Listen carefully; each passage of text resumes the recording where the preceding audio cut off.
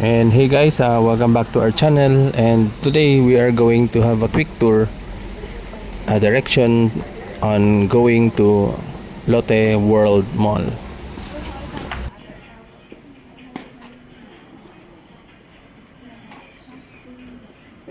So first thing to do is you have to book a taxi or an Uber to go to the mall. So kami, nag-book kami ng Uber papuntang Lotte Mall, and the travel time is around 45 minutes. So marami ka namang makikita, may mga parks, roads and highways na masyadong malapad and malinis and very safe. And then along the way ay makikita mo mga skyscraper na mga buildings. At dito mo malalaman talaga guys na mayaman ang bansang South Korea, and disiplinado yung mga tao and drivers. And yun, yung nakikita nyong mataas ay yan yung Seoul skyscraper. So meron din namang traffic pagka dating mo sa city center.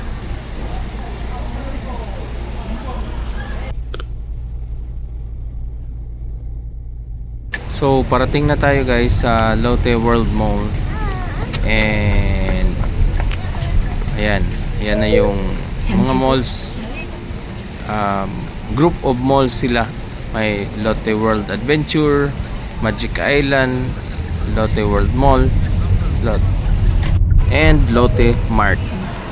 So hello guys, dito na kami ngayon sa Lotte World Mall. Kaya adto daw mi sa Lotte Aquarium or Lotte Aquarium.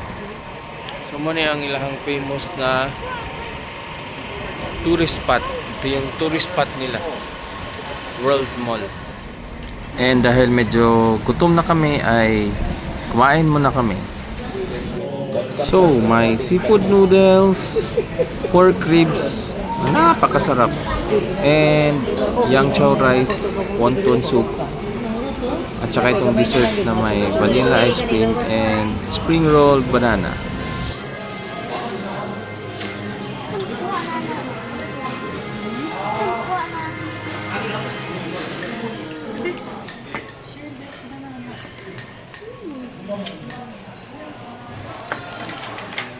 At ito na rin yung mga menu nila and prices.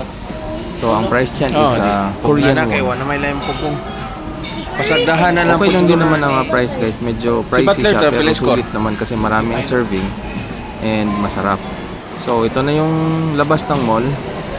Makikita mo, maganda yung mall. Around 5-6 floors. Social, may mga brands.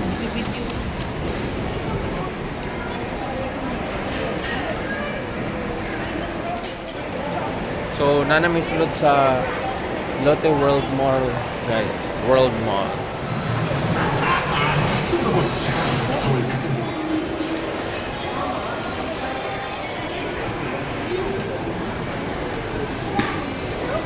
Kaya kung ikaw ay mahilig mag-shopping at bumili ng mga Korean products ay nandito na lahat.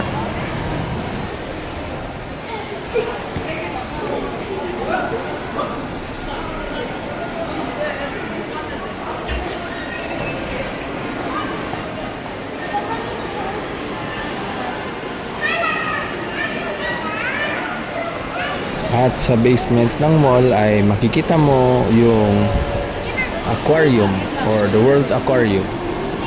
So in the next video, makikita nyo na pumasok kami sa aquarium. At kung gusto mo pang mapanood ang video namin, watch and subscribe The Ramoses.